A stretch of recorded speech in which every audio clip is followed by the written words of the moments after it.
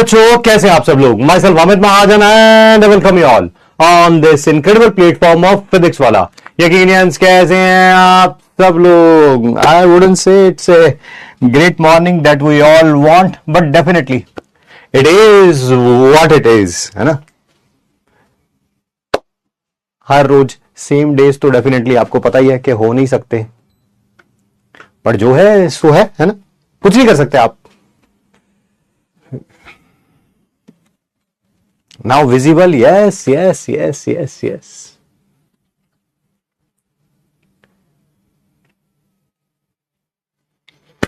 हाँ, audio video सबको clear है। ऑडियो वीडियो सबको क्लियर है।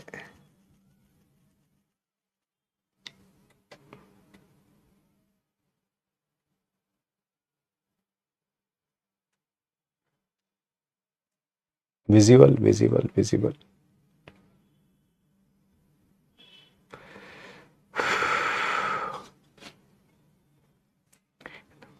सुबह आप उठते हैं, नहाते हैं, धोते हैं, तैयार होते हैं, है ना, कि क्लास लेंगे आप।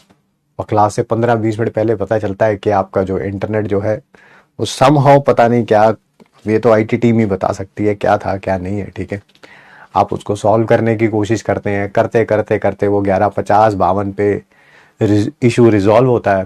आपको लगता है कि चल यार 50-52 मिनट जो आपने मेहनत करी है ना, वीडियो कॉल पे दिखा दिखा के वो कह रहे हैं ये ओपन कर लो, ये क्लोज कर दो, ये डिसेबल कर दो, ये इनेबल कर दो, इसे अनइंस्टॉल कर दो, इसे इंस्टॉल कर दो। I am not a take guy, but still जो करना पड़ता है वो तो देखो करना ही पड़ता है काम के लिए, है ना। राउटर बंद कर दो, राउटर ऑन कर दो, ये वाली वायर निकाल दो, ये वाली वायर डाल दो, पहले अब इसको रीस्टार्ट करो, है ना, शट डाउन करो, जो भी है व्हाट्सएवर दैट इज। 11:50-52 पे जो है वो इशू रिजॉल्व हो जाता है। ठीक है, आपको लगता है 12 बजे आप क्लास स्टार्ट करेंगे। Yes, you can do it. ठीक है, कि कभी कभी शुरुआत ऐसी होती है। 12 बजे क्या होता है, गैस करो 12 बजे क्या होता है। 12 बजे ये जो माइक है ये चलना बंद कर देता है।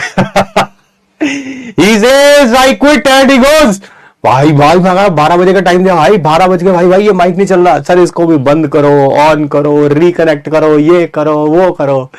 तो पिछले 1 घंटे की मेहनत के बाद, because that's how the life is, you cannot have a perfect start on each day. कभी ना कभी कुछ दिन जो है वो ऐसे आएंगे ही आएंगे, है ना, चाहकर भी ना चाहकर भी। ठीक है, बट अच्छी बात ये है ये डेज जो है प्रिपरेशन के डेज में आ जाए तो बढ़िया है। ठीक है, ये फाइनल एग्जाम वाले दिन ना आए। ठीक है, और अनफॉर्चुनेटली किसी की भी किस्मत ऐसी ना हो, मान लो अनफॉर्चुनेटली फाइनल एग्जाम वाले दिन ही ऐसा आ जाए, तब भी वही करना है जो आज हम कर रहे हैं, that is minimise the losses as much as you can. मुझे पता है 1 घंटे के से ऊपर की क्लास का टाइम हो चुका है, बट फिर भी आज मैंने सोचा कम से कम यार 45 मिनट ही सही, 1 घंटा ही सही, कुछ ना कुछ ही सही, कुछ तो पढ़ा ले, छुट्टी करने से तो बढ़िया है एटलीस्ट। ठीक है,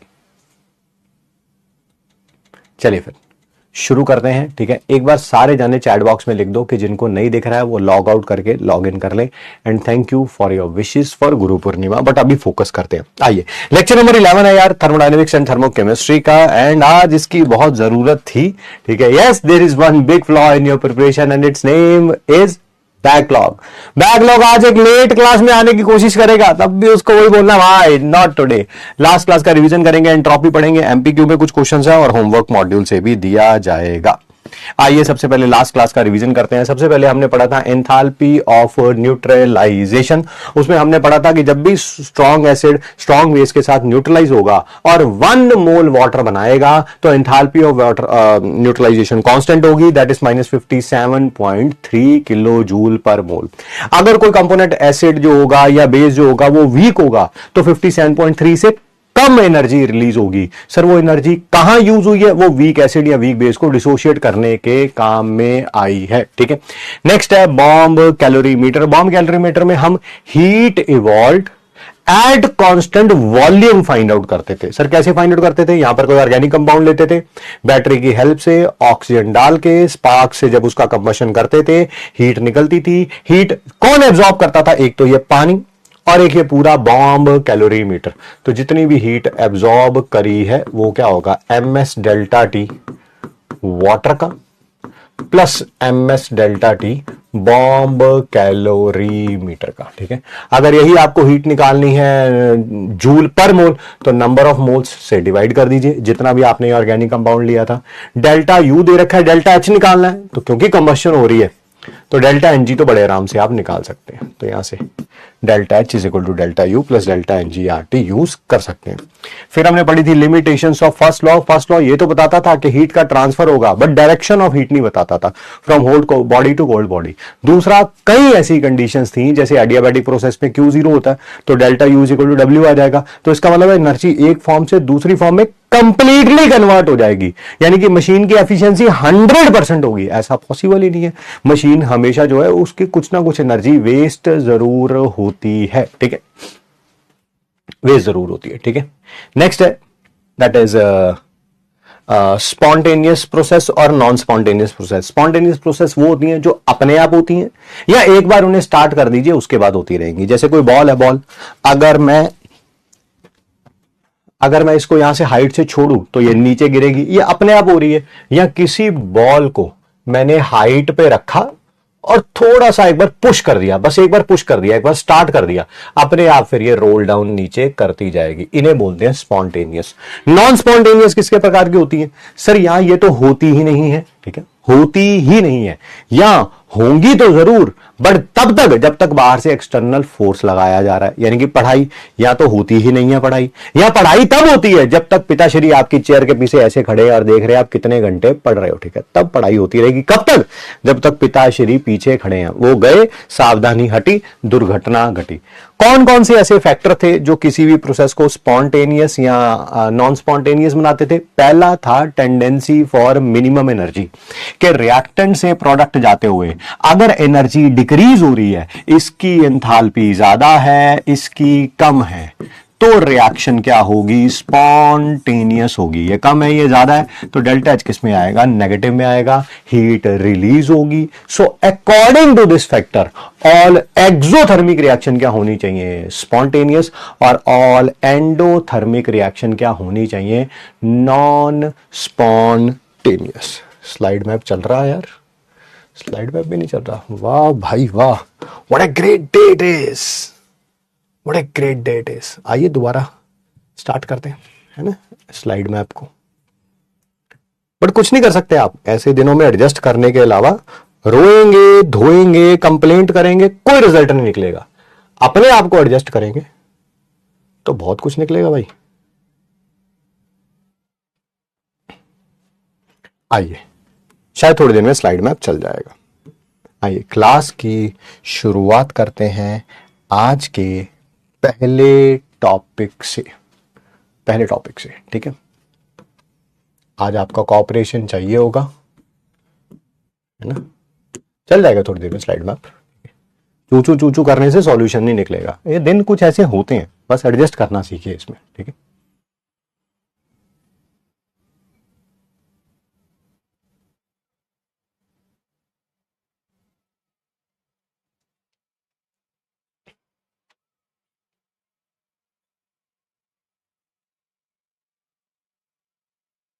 बहुत सारे बच्चे कोऑपरेट कर रहे हैं, वो लिख भी रहे हैं कि लॉग आउट करके लॉग इन कर लो। एंड थैंक यू भाई, मैं तहे दिल से आपका गुरु पूर्णिमा वाले दिन आपका शुक्रगुजार हूं कि आप इतनी पेशेंस शो कर रहे हैं। सेकंड फैक्टर है टेंडेंसी फॉर मैक्सिमम एंट्रोपी। पहला फैक्टर था वो क्या कहता था? रिएक्टेंट से प्रोडक्ट जाने पे एनर्जी डिक्रीज हो रही है तो रिएक्शन स्पॉन्टेनियस। दूसरा फैक्टर ये है टेंडेंसी फॉर मैक्सिमम एंट्रोपी। ये क्या कहता है कि जब आप रिएक्टेंट से प्रोडक्ट की तरफ जा रहे हैं, अगर डिसऑर्डर बढ़ रहा है, रैंडमनेस बढ़ रही है, तो क्या होगा? दैट इज रिएक्शन क्या होगी? स्पॉन्टेनियस। जो ये डिसऑर्डर होता है, एंट्रोपी है क्या? ये एंट्रोपी है क्या? मेजर ऑफ डिसऑर्डर या रैंडमनेस भी बोल देते हैं। जितना ज्यादा रैंडमनेस होगी, जितना ज्यादा डिसऑर्डर होगा, एंट्रोपी उतनी ज्यादा होगी। ठीक है,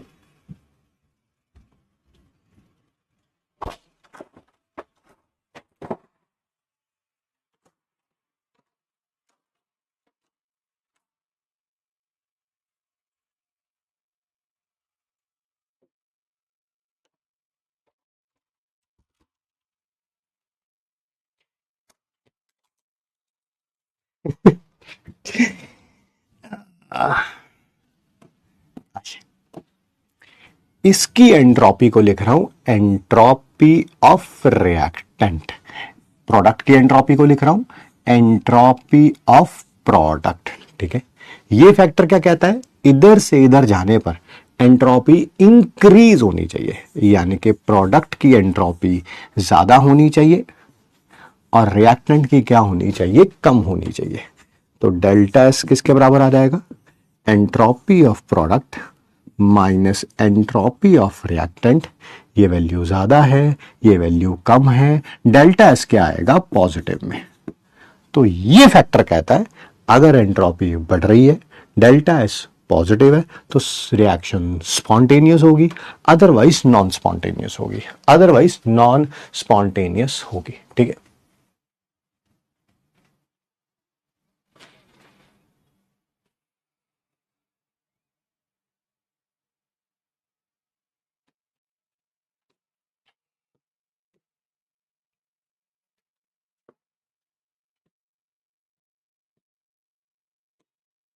आइए कुछ एंट्रोपी के बारे में बात करते हैं। छोटी छोटी बातें बट इंपॉर्टेंट बातें, क्योंकि इनमें से पेपर में कई बार क्वेश्चन आया है, एक बार नहीं कई बार क्वेश्चन आया। आराम से सुनिएगा, समझिएगा। सबसे पहले तीनों फिजिकल स्टेट्स की एंट्रोपी का कंपैरिजन करते हैं। ठीक है, एक है गैस, एक है लिक्विड, एक है सॉलिड। सॉलिड में आपको पता पार्टिकल्स बिल्कुल एक दूसरे से जुड़े होते हैं, मूव नहीं कर सकते। तो डिसऑर्डर क्या है, सबसे कम है ना। पिताश्री बिल्कुल घर पे ही बैठे हुए हैं और आपको देख रहे हैं कि आप पढ़ रहे हैं कि नहीं पढ़ रहे हैं। उस समय क्या होगा, आप अपनी चेयर से मूव भी नहीं कर सकते, मूव भी नहीं कर सकते। हाँ, वो ड्रामा नहीं कर सकते कि 1 घंटे में 3 बार सुसु आया और पता चले उठ के सुसु करने जा रहे हैं। वो पिताश्री के सामने नहीं हो सकता। राइट नाउ उस समय आप सॉलिड स्टेट में हो, बिल्कुल मूव नहीं करोगे, चुप करके पढ़ने की एक्टिंग करोगे, पढ़ने नहीं पढ़ने की एक्टिंग करोगे। ठीक है, मान लीजिए पिताश्री आपके रूम से चले गए हैं, घर में ही, और किसी दूसरे तीसरे रूम में है। ठीक है, सबसे पहले तो अपने रूम की चिटकनी लगाओगे, है ना, और आराम से क्लास कैसे देखोगे, ऐसे मोबाइल हाथ में पकड़ के ऐसे, है ना। फिर थोड़ा सा बेड पे भी लेट जाते हो बीच में, ऐसे थोड़ा एक्टिंग भी कर लेते हो, थोड़ा यार क्लास थोड़ी बोरिंग लग रही है, बीच में यूट्यूब शॉर्ट्स भी देख लेते हो।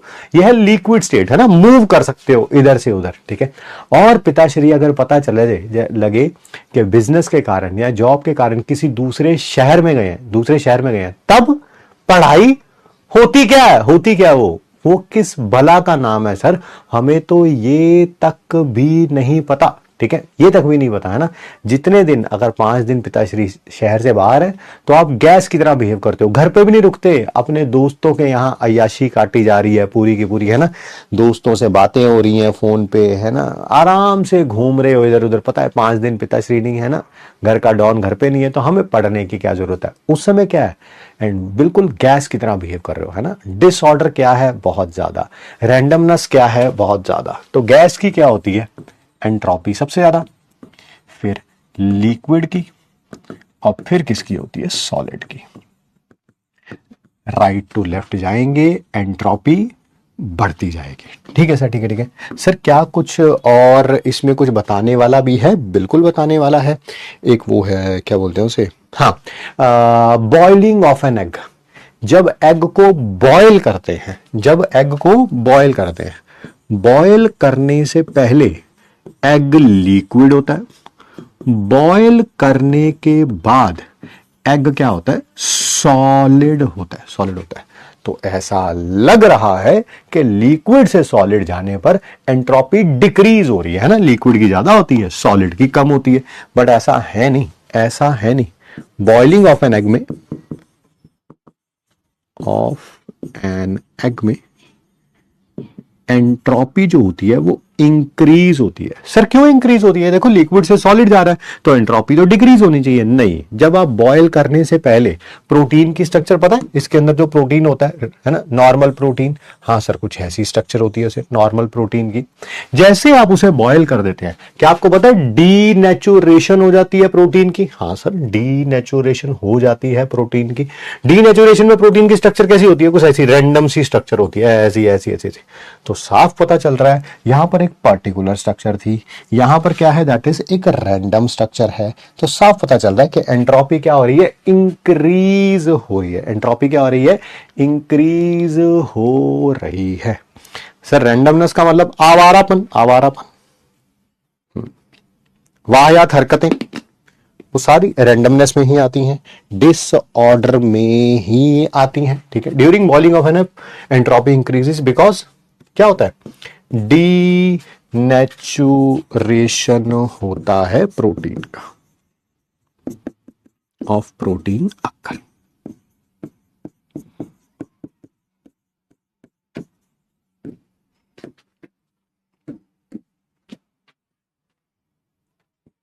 एक और एग्जांपल है, एक और एग्जांपल है, दैट इज जब आप रबड़ को स्ट्रेच करते हैं, जब आप रबड़ को स्ट्रेच करते हैं, क्या आपको पता है जब तक रबड़ जो है, हेयर बैंड में भी रबड़ होता है, देखा होगा, या तो आप गर्ल्स हैं तो आपने हेयर बैंड देखे होंगे, वो रबड़ के बने होते हैं, नहीं तो मम्मी दीदी का आपने किसी का हेयर बैंड देखा होगा। आपने देखा है जब रबड़ बैंड नहीं पहना होता आपने, उसकी कुछ ऐसी स्ट्रक्चर होती है, ऐसे रैंडम सी। ठीक है, जैसे ही आप उसे स्ट्रेच करते हैं, स्ट्रेच करते हैं, वो बिल्कुल ऐसा सीधा हो जाता है। अब उसकी रेक्टेंगल बना लो, स्क्वायर बना लो, सर्कल बना लो, जो मर्जी, वो तो शेप के ऊपर डिपेंड करता है। ठीक है, क्या जब आपने रबड़ बैंड को स्ट्रेच किया है, यहां पर रैंडमनेस है ना, डिसऑर्डर बहुत ज्यादा है, यहां पर डिसऑर्डर बहुत कम है, तो क्या हो रहा है, दैट इज एंट्रोपी डिक्रीज हो रही है। जब रबड़ को क्या करते हैं हम लोग, स्ट्रेच करते हैं, स्ट्रेचिंग ऑफ रबड़, एंट्रोपी डिक्रीज होती है ना। एग्जाम्पल ऊपर दे रखा है हमने।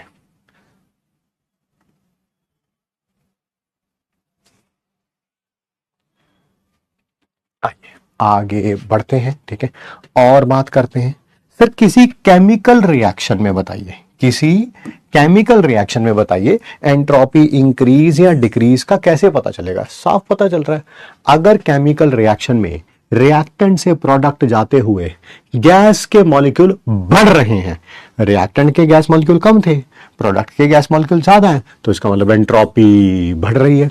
रिएक्टेंट के ज्यादा थे, प्रोडक्ट में कम हो गए हैं, तो एंट्रोपी कम हो रही है। ठीक है सर, सर वो कैसे निकालेंगे, गैस के मॉलिक्यूल बढ़ रहे हैं या कम हो रहे हैं, वो बेटा हम निकालेंगे that is delta N G से। डेल्टा एस पॉजिटिव आएगा, पॉजिटिव का मतलब वही है एंट्रोपी बढ़ेगी if delta N G positive आएगा।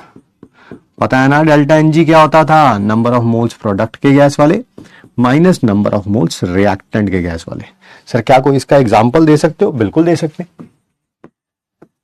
कोई इस केमिकल रिएक्शन में आपसे पूछ ले कि एंट्रोपी इंक्रीज हो रही है या डिक्रीज हो रही है, तो डेल्टा एन जी निकालिए। डेल्टा एन जी कैसे निकालेंगे, नंबर ऑफ मोल्स प्रोडक्ट के गैस वाले, प्रोडक्ट के गैस वाले, एक और तीन चार, माइनस रिएक्टेंट के गैस वाले, दैट इज 2, कितना आया पॉजिटिव। ठीक, और अगर डेल्टा एस नेगेटिव कब होगा, अगर डेल्टा एन जी नेगेटिव आएगा।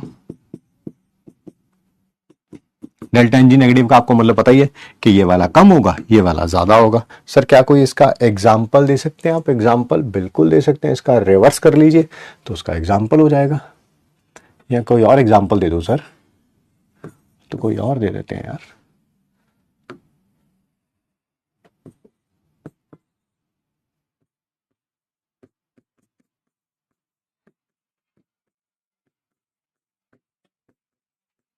एनपीजी कितना है 1, और एन आर जी कितना है, सल्फर को मैंने गैस में लिया है, वैसे सल्फर सॉलिड होता है भाई, वैसे सल्फर सॉलिड होता है, मैंने सल्फर को गैस में रखा है। ठीक है सर, ठीक है, तो डेल्टा एन जी क्या होगा, दैट इज 1, और एनपीजी कितना है 1, एनआरजी कितना है 1 + 1/8 कितना होता है भाई, 9/8 है ना, तो ये नेगेटिव में आएगा, नेगेटिव में आएगा, तो एंट्रोपी क्या होगी, डिक्रीज होगी।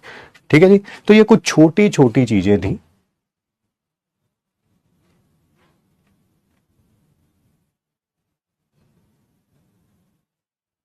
ये कुछ छोटी छोटी चीजें थी जो हमें पता होनी चाहिए। ठीक है,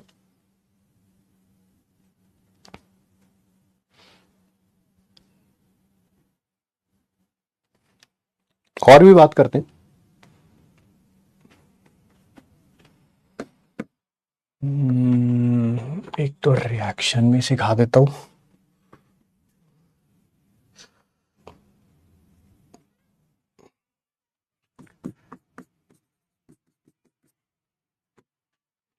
सेकंड पॉइंट के बाद ये रहा थर्ड पॉइंट। ध्यान से सुनिएगा, जो सेकंड पॉइंट लिखा है वही थर्ड पॉइंट है, वही थर्ड पॉइंट है। सेकंड पॉइंट क्या है?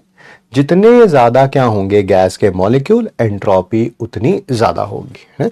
गैस मॉलिक्यूल कह लो या मोल्स कह लो, भाई इधर भी मॉलिक्यूल है तो इधर भी मॉलिक्यूल ही होगा, इधर मोल है तो इधर भी मोल ही होगा। ऐसा थोड़ा होगा मोल का मॉलिक्यूल के साथ कंपैरिजन करेंगे, वो थोड़ा होगा।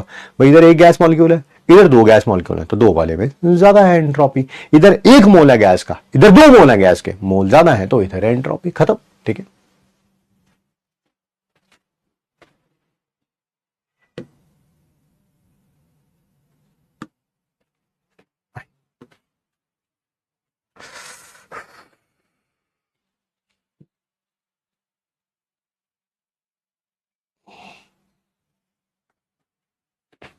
Number of gas molecules increases तो एंट्रोपी भी क्या होगी? इंक्रीज होगी। सर एग्जांपल दे तो दिया, एक तरफ एक मोल फ्लोरीन है, एक तरफ एक मोल दो मोल फ्लोरीन है। जहां दो मोल फ्लोरीन होंगे उसकी एंट्रोपी क्या होगी? ज्यादा होगी। ठीक है सर, और मान लीजिए मोल्स या मॉलिक्यूल्स, बात एक ही है बेटा, ये मॉलिक्यूल होगा तो आई मीन दोनों मॉलिक्यूल हैं, मोल होगा तो दोनों मोल हैं, वो तो कंपैरिजन करने की बात है। मान लीजिए दोनों के मोल क्या है? सेम। दोनों के मोल क्या है? सेम। ठीक है, तब क्या होगा? ठीक है, दोनों के मोल अगर सेम है, ठीक है, अगर मोल्स कह लो या मॉलिक्यूल्स कह लो, बात एक ही है, फिर वही बार बार ना बोलूंगा नहीं उस चीज को। मॉलिक्यूल सेम है, ठीक है, देन लाइक एक मोल ऑक्सीजन है, एक मोल ओजोन है, देख रहे हो दोनों के मोल सेम है, या एक मॉलिक्यूल ऑक्सीजन है, एक मॉलिक्यूल ओजोन है, दोनों के मॉलिक्यूल सेम है, तब क्या होगा? ठीक है, जितनी ज्यादा एटॉमिसिटी होगी एंट्रोपी भी उतनी ज्यादा होगी, एंट्रोपी भी उतनी ज्यादा होगी। जल्दी से बताओ, एक मोल ओजोन और एक मोल O2 में से किसकी एंट्रोपी ज्यादा होगी? किसकी एंट्रोपी ज्यादा होगी? ओजोन की के O2 की? ओजोन की के O2 की?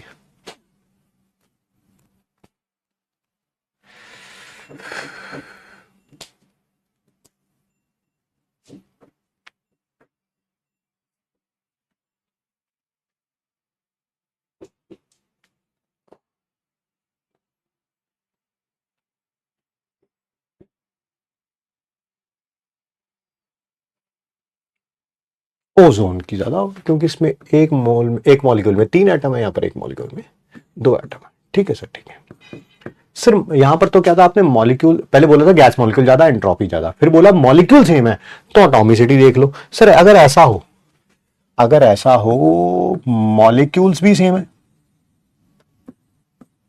And number of gas molecule भी सेम, अरे क्या कर रहे हैं यार, एटॉमिसिटी भी सेम है, एटॉमिसिटी भी सेम है। पहले तो नंबर ऑफ मॉलिक्यूल्स देखो, जिसके गैस मॉलिक्यूल ज्यादा, ठीक है, उसी की एंट्रोपी ज्यादा। मॉलिक्यूल सेम है तो एटॉमिसिटी देखो, जिसकी एटॉमिसिटी ज्यादा उसकी एंट्रोपी ज्यादा। मान लो दोनों ही सेम है, मॉलिक्यूल भी सेम है, एटॉमिसिटी भी सेम है, तब क्या होगा? ठीक है, तो जिसका साइज ज्यादा उसकी एंट्रोपी ज्यादा। सर एग्जांपल ये देखो, एक मोल फ्लोरीन, एक मोल क्लोरीन, क्या मोल सेम है? यस। फिर एटॉमिसिटी देखनी थी, एटॉमिसिटी भी सेम है, यस। फिर क्या देखेंगे? साइज। बताओ फ्लोरीन और क्लोरीन में से कौन बड़ा होता है? सिर्फ क्लोरीन गैस बड़ी होती है, तो बस जिसका साइज ज्यादा उसकी एंट्रोपी क्या होगी? ज्यादा। साथ साथ क्वेश्चन कराता जा रहा हूं मैं उसके ना, ताकि आपको किसी प्रकार की कोई प्रॉब्लम ना हो। ठीक है, और क्या बताएं इसमें?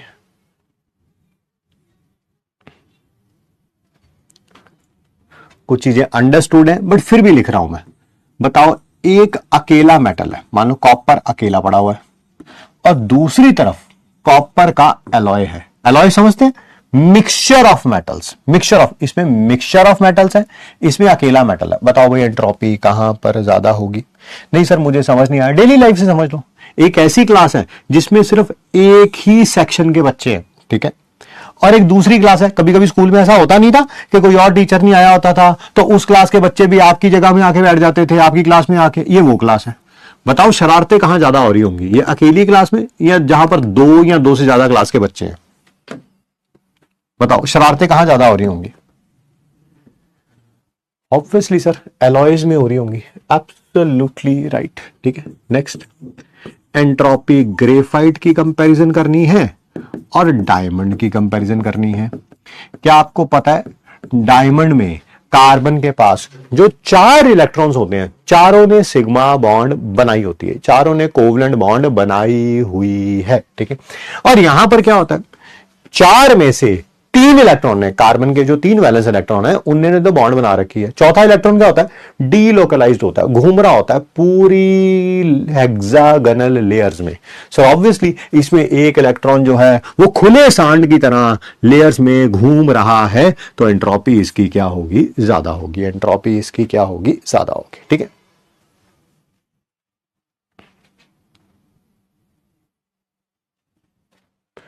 नेक्स्ट, मान लो कोई भी रिएक्शन है, x moles of A gives you y moles of b, इसका डेल्टा S निकालना है। डेल्टा S का, डेल्टा H का, डेल्टा U का, डेल्टा G का, सबका एक ही फॉर्मूला है, product minus reactant. Product minus reactant सिर्फ कंबशन के केस में और बॉन्ड एनर्जी के केस में, कंबशन के केस में और बॉन्ड एनर्जी के केस में पहले रिएक्टेंट आता है, बाद में प्रोडक्ट आता है, नहीं तो हमेशा कोई भी फॉर्मूला यही है, प्रोडक्ट माइनस रिएक्टेंट। सबसे पहले समीशन, समीशन मतलब ऐड करेंगे नंबर ऑफ मोल्स, ये प्रोडक्ट के, ये इसकी एंट्रोपी है, माइनस ये नंबर ऑफ मोल्स, ये एंट्रोपी ऑफ रिएक्टेंट, इसकी एंट्रोपी है, इसकी एंट्रोपी है। ठीक है,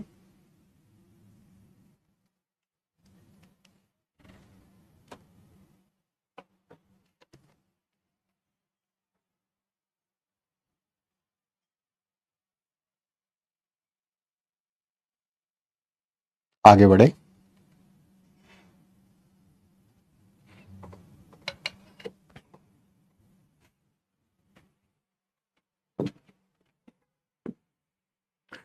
मैं आपको एंट्रोपी चेंज बता रहा हूं फेस ट्रांसफॉर्मेशन में। फेस ट्रांसफॉर्मेशन का मेरे ख्याल से मतलब समझ आ गया होगा।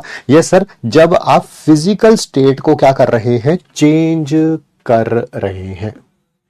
1 मोल सॉलिड को जब आप 1 मोल लिक्विड में कन्वर्ट करेंगे, नहीं नहीं नहीं नहीं, ये नहीं बताना, पहले ये नहीं बताना, पहले एक सिंपल फॉर्मूला बताना है, फिर ये बताना है। 1 मिनट रुक जाओ। मान लीजिए कोई रिएक्शन हो रही है, A gives you B. Sir ये किस प्रकार की रिएक्शन है वो बताइए। ठीक है बेटा, पहली बात तो तुम्हें रिवर्सिबल रिएक्शन नजर आ रही है। हाँ सर, डबल हेडेड एरो से पता चला है कि ये एक रिवर्सिबल रिएक्शन है। ठीक है, दूसरी बात, ठीक है, ये आइसोथर्मल रिएक्शन है। ठीक है सर, क्या आइसोथर्मल का मतलब समझ आ गया? हाँ सर, रिएक्शन जो है कांस्टेंट टेम्परेचर पे हो रही है, यहां पे और यहां पे टेम्परेचर क्या है, सेम है। ठीक है सर, ठीक है ठीक है। तो इसमें एंट्रोपी चेंज निकालना है। एक तरीका तो यही है, entropy of product minus entropy of reactant. बिल्कुल सर, कोई और फॉर्मूला हो सकता है? बिल्कुल हो सकता है भाई। ठीक है, that is Q reversible isothermal. जितना हीट चेंज आया था रिवर्सिबल आइसोथर्मल एक्सपेंशन में, divided by the temperature. Sir मुझे थोड़ा इस फॉर्मूले का लॉजिक बताइए। लॉजिक बड़ी सिंपल सी बात है यार, कहीं पर भी अगर हीट बढ़ जाती है तो वहां पर एंट्रोपी बढ़ जाती है ना। हीट ज्यादा एंट्रोपी ज्यादा, हीट कम एंट्रोपी कम। नहीं सर, मेरे ये बात समझ में नहीं आई, मैं समझाता हूं। क्या आपने कभी स्कूल में, क्लास में, गर्मियों में अपने दोस्तों के साथ बेंच पे बैठे हो? अच्छा, सर्दियों में बैठे हो? सर्दियों में बैठे हो अपने बेंच पे अपने दोस्तों के साथ? हाँ सर बैठे। उस समय क्या करते थे सर? उस समय सारे दोस्त, क्योंकि ठंड लग रही होती है तो अपने हाथ ऐसे कर लेते हैं, ऐसे कर लेते हैं। ठीक है, और अपने सारे दोस्तों को कहते हैं यार पास पास बैठ, है ना। कोई दूर बैठा होता है तो उसको क्या बोलते हैं, पास बैठ, है ना।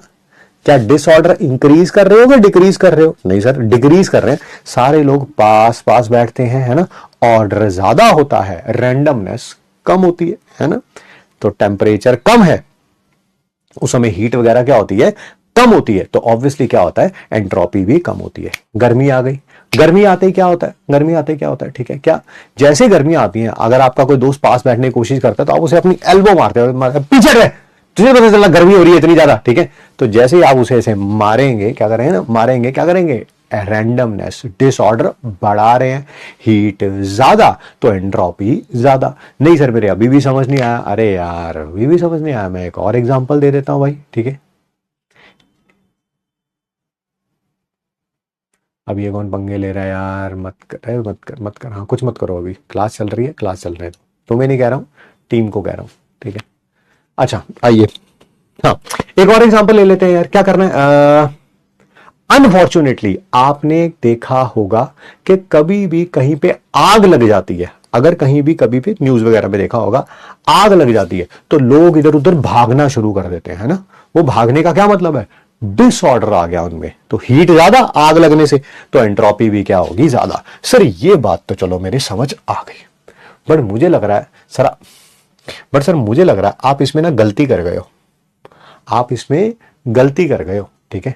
आप तो कह रहे हो टेम्परेचर ज्यादा तो एंट्रोपी कम, नहीं नहीं मैं ये नहीं कह रहा हूं, मैं कह रहा हूं टेम्परेचर ज्यादा तो एंट्रोपी चेंज कम, टेम्परेचर ज्यादा तो एंट्रोपी चेंज कम। मैं ये नहीं कह रहा हूं कि S is inversely proportional to T, that is absolutely wrong. S तो टेम्परेचर के डायरेक्टली प्रोपोर्शनल ही है, टेम्परेचर बढ़ाओगे एंट्रोपी बढ़ेगी। अभी अभी एग्जांपल दिया, गर्मियों में टेम्परेचर क्या होता है, ज्यादा होता है, तो हम अपने दोस्तों कहते हैं पीछे यार, ठीक है, एंट्रोपी ज्यादा होती है। चलो ये बात तो क्लियर हो गई, फिर ये कैसे, अरे मैं कह रहा हूं इसी रिएक्शन को दो टेम्परेचर पे कराओ, है ना। एक बार 300 केल्विन पे टेम्परेचर कांस्टेंट कर दिया, एक बार 800 केल्विन पे टेम्परेचर कांस्टेंट कर दिया। जब टेम्परेचर ज्यादा होगा तब एंट्रोपी चेंज कम आएगा, ठीक है।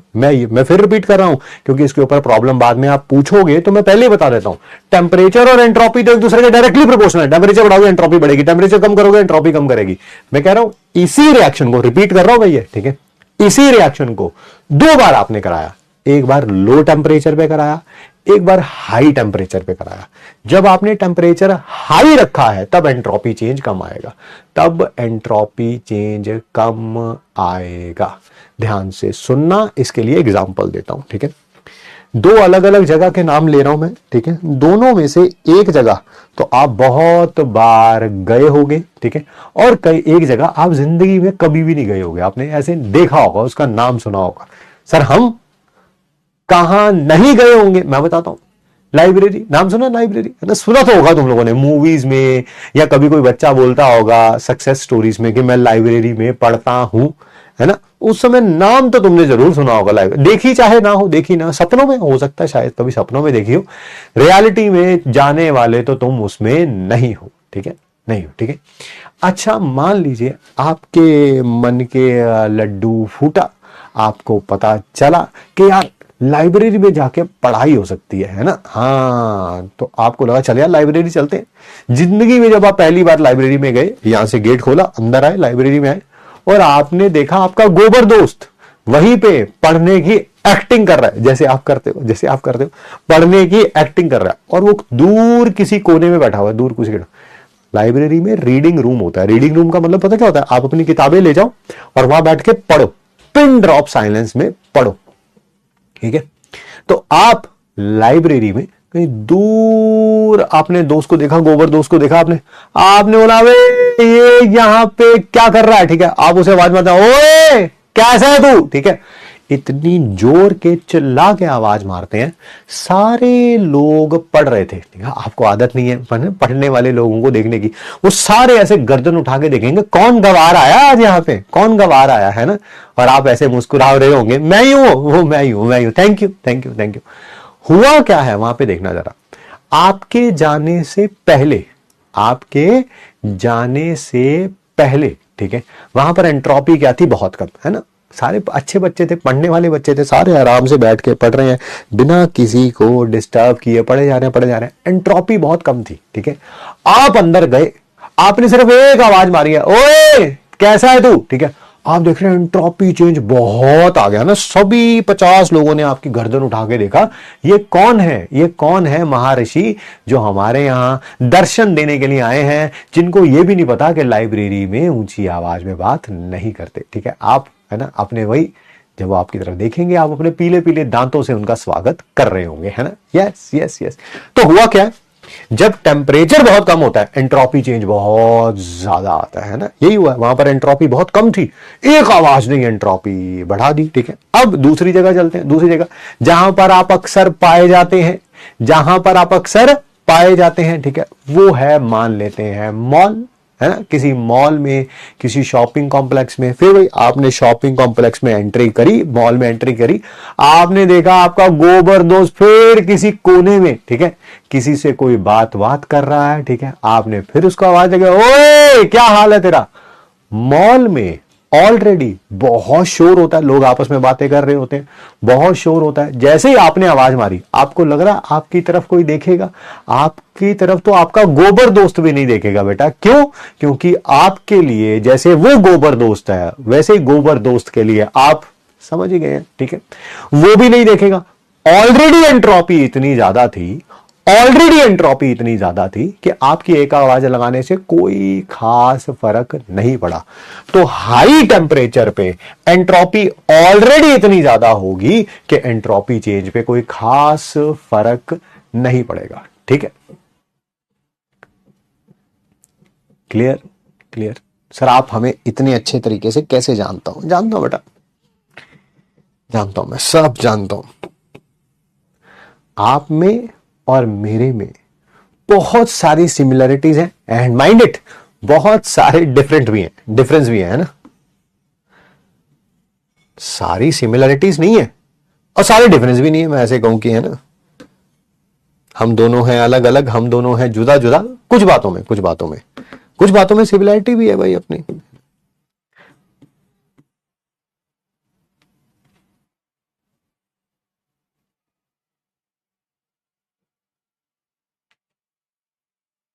इंसान है, इंसानों में कुछ तो सिमिलरिटी होगी।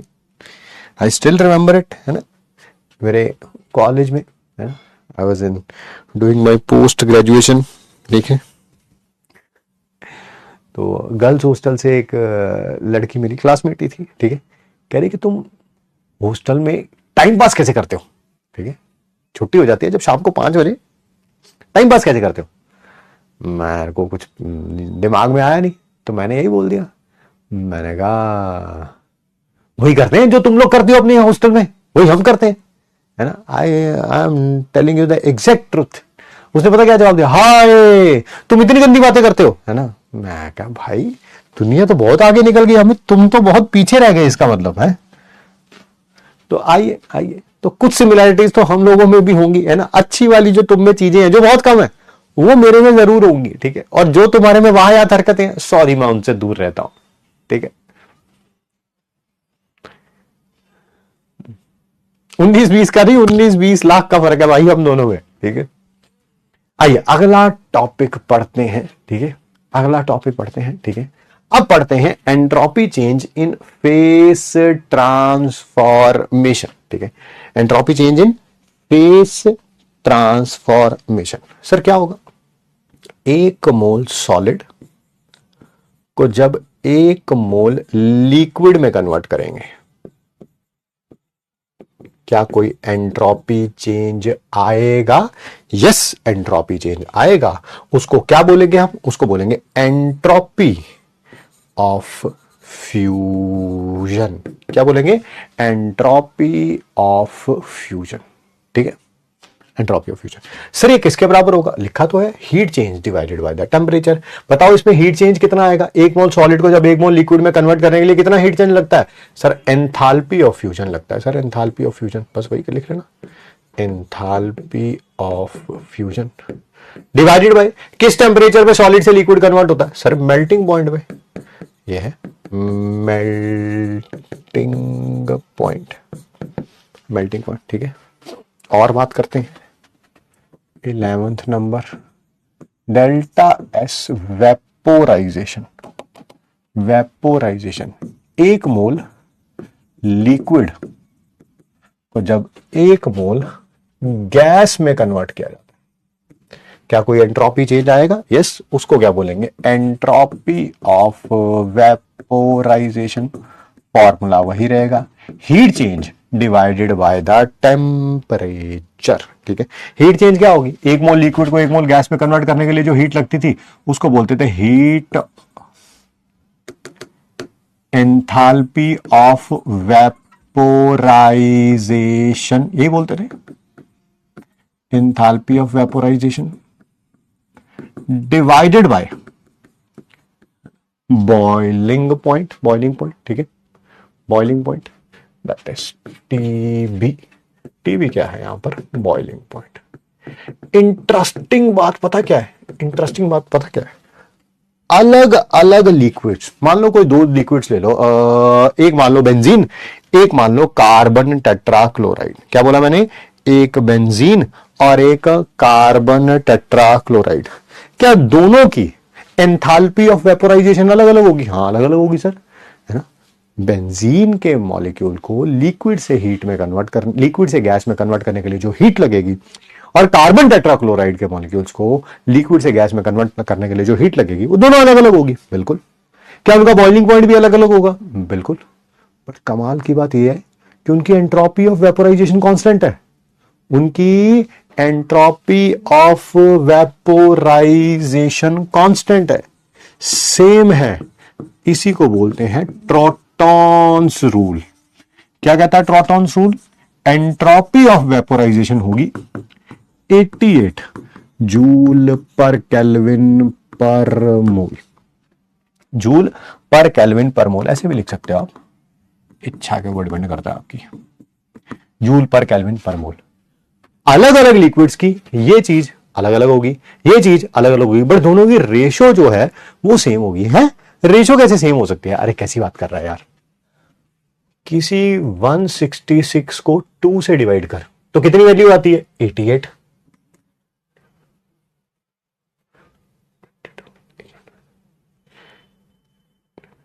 8 3 24 और 264 को 3 से डिवाइड कर।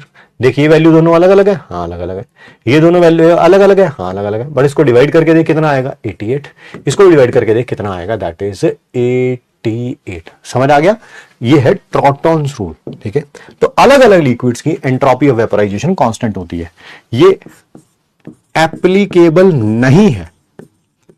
एप्लीकेबल नहीं है मतलब एंट्रोपी ऑफ वेपोराइजेशन 88 जूल पर केल्विन पर मोल नहीं आएगी। किसके लिए? जो भी हाइड्रोजन बॉन्डेड लिक्विड्स है। अब मेरे को बताना तो नहीं पड़ेगा कि हाइड्रोजन बॉन्डिंग किन किन लिक्विड्स में होती है, या जिनमें मेटालिक बॉन्ड होती है, उनकी वैल्यू 88 जूल पर केल्विन पर मोल से ज्यादा आती है। सर क्यों ज्यादा आती है? आंसर लिखा ही है। हाइड्रोजन बॉन्ड होगी उसको तोड़ना मुश्किल होता है, मेटालिक बॉन्ड होगी उसको तोड़ना मुश्किल होता है, तो उसके लिए ये वाली एंथैल्पी ऑफ वेपोराइजेशन ज्यादा आएगी, ज्यादा हीट देनी पड़ेगी। ठीक है सर, एग्जांपल दे देते हैं। पानी हो गया यार, अल्कोहल हो गया यार, और मेटालिक बॉन्ड कोई लिक्विड जो जिसमें मेटालिक बॉन्ड हो। अच्छा, मरकरी हो गया। ठीक, हाँ ये 176 है, ये 176 है। ठीक है, आप समझ गए ना, वो ज्यादा इंपॉर्टेंट है।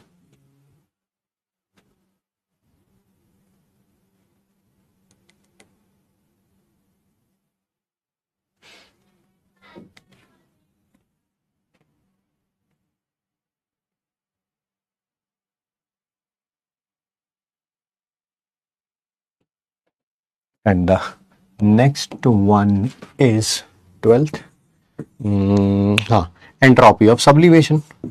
1 मोल सॉलिड को जब कन्वर्ट करेंगे 1 मोल गैस में, है ना, ये ऑब्वियसली उन्हीं के लिए एप्लीकेबल होगा जो क्या होंगे? दैट इज सब्लाइमेबल सॉलिड्स होंगे। ठीक है, तो उसमें जो एंट्रोपी चेंज आएगा उसको बोलेंगे एंट्रोपी ऑफ सब्लिमेशन। वो किसके बराबर होगा? जितनी एंथैल्पी ऑफ सब्लिमेशन लगेगी। जितना हीट चेंज आया that is enthalpy of sublimation divided by the temperature. Sir ये कौन सा टेम्परेचर है बेटा? ना तो ये मेल्टिंग पॉइंट होता है, ना ये बॉइलिंग पॉइंट होता है, ये वो टेम्परेचर होता है जहां पर गैस क्या होती है? सब्लाइम होती है। ठीक है, जहां पर सब्लाइम होती है। फिर वही बात, रिएक्शन चाहे एक स्टेप में कराओ या मल्टीपल स्टेप्स में कराओ, टोटल एंथैल्पी चेंज क्या रहेगा? सेम रहेगा। क्या ये बात समझ आ गई आपको? मैं सीधा सॉलिड से गैस ले जाऊं या पहले सॉलिड से लिक्विड लेके जाऊं और फिर लिक्विड से वेपर लेके जाऊं, गैस लेके जाऊं, इन दोनों को ऐड करके यही आएगा, इन दोनों को ऐड करके यही आएगा। ठीक है, टोटल एंथैल्पी एंट्रोपी चेंज क्या रहेगा? सेम रहेगा।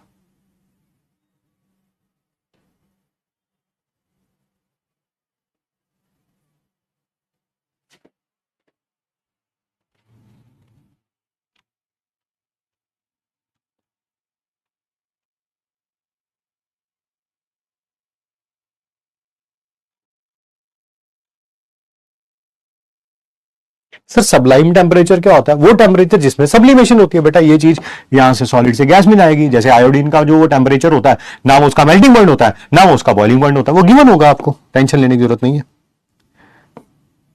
ये हमने पढ़ा दिया तो इसको डिलीट कर दूंगा क्योंकि पढ़ लिया हमने। ये क्वेश्चन 2 3 4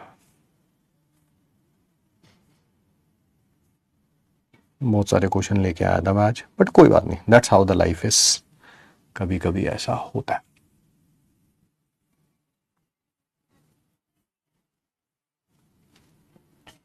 इसके बाद आप 2 पेज ब्लैंक छोड़िएगा और उसके बाद ये क्वेश्चंस लिख लाइएगा। मैं ये नहीं कह रहा हूं कर लाइएगा, लिख लाइएगा कम से कम 2 3 4 5 6 7 8 9 10 11 12 12 13 14 15 16 17 18 19 20 21 22 23 24 25, अरे बहुत हो गए, 25 क्वेश्चन है बेटा जिनको लिख लाइएगा आप। ठीक है, कुछ एमपीक्यू के लिए भी क्वेश्चंस मैंने आज दिए हैं, उनको ट्राई करिएगा। एक बात। दूसरी बात, आज आपको पता है लगभग आपकी 1 से सवा घंटे की क्लास जो है वो नहीं हो पाई, कोई टेक्निकल इशू था। और मैंने बोला लाइफ में ऐसा होता रहेगा, कभी भी परफेक्ट डे नहीं आएगा, कुछ ना कुछ स्यापा चलता ही रहेगा, कुछ ना कुछ तो चलेगा चलेगा। आज क्लास में इशू हो गया है, कल सुबह उठेंगे मम्मी डांट देगी, परसों पापा डांट देंगे, फिर उसके बाद किसी दोस्त से लड़ाई हो जाएगी, कुछ ना कुछ तो देखो रोज चलता ही रहेगा। बट हमें हमेशा क्या करना है? Minimise the losses. किसी भी कोई भी, मम्मी ने डांट दिया भाई, उसको 2 मिनट बाद भूल जाएंगे, पढ़ने पे कंसंट्रेट करेंगे। पापा ने कुछ बोल दिया भाई, वो तो बोलते रहेंगे, उनका काम है। माँ बाप का जन्म इसी कारण हुआ है कि वो आपको बोल सके, आपको सही रास्ते पे ला सके। उनको जो मर्जी बोलने दो, तुम्हें अपनी पढ़ाई पे कंसंट्रेट करना है। जब पढ़ना है तब सिर्फ पढ़ना है, तब ये नहीं सोचना कि मम्मी ने क्या बोला था, पापा ने क्या बोला था, सर ने क्या बोला था, भाई ने क्या बोला था, बहन ने क्या बोला था, दोस्त ने क्या, वो काम नहीं है। पढ़ते टाइम सिर्फ फोकस करना है, तो लॉसेस को मिनिमाइज करेंगे। ठीक है, आज 1 सवा घंटे क्लास आपकी जो है वो लॉस हुआ है। ठीक है, किसी भी कारणवश हुआ, हो जाता है यार, that's how the life is, है ना। Nobody dies virgin, I believe life screws everyone. ठीक है, तो ये सबके साथ होता है भाई, सबके साथ, मतलब सबके साथ होता है। नोबडी, मतलब कि मैं नहीं मानता हूं कि किसी की लाइफ हमेशा हर एक डे परफेक्ट होता है। ठीक है, अब इस क्लास को कंपनसेट कैसे करेंगे? एक तो हमें मिनिमाइज करना था लॉसेस, हमने लगभग 30-40 मिनट की क्लास ले ली, थोड़ा सा कंपनसेशन यहां पे हो गया। ठीक है, बट अभी भी लॉस है, तो उसको कैसे करेंगे? उसको संडे को आपको मैं सिर्फ 1 घंटे की रिकॉर्डेड क्लास दूंगा। सर संडे को हमारा टेस्ट है बेटा, टेस्ट के बाद आएगी वो रिकॉर्डेड क्लास, टेस्ट के बाद आएगी वो आपको रिकॉर्डेड क्लास। सिर्फ 1 घंटा सवा घंटे की रिकॉर्डेड क्लास होगी, ज्यादा टाइम नहीं लूंगा मैं उसमें भी। ऐसा नहीं है कि रिकॉर्डेड का मुझे टाइम मिल गया तो मैं 2 घंटे क्लास खींच दूंगा, ऐसा कुछ भी नहीं होगा। ठीक है, चलिए फिर मिलते हैं आपसे नेक्स्ट क्लास में। 2-3 पेज छोड़ के क्वेश्चंस को लिख के ले आइएगा, नेक्स्ट क्लास में करेंगे, हम कल करेंगे। मिलते हैं आपसे नेक्स्ट क्लास में। Thank you so much to all my मगरमच्छ। थैंक यू यार, बहुत कोऑपरेट किया आज आपने, वेट किया मुझे।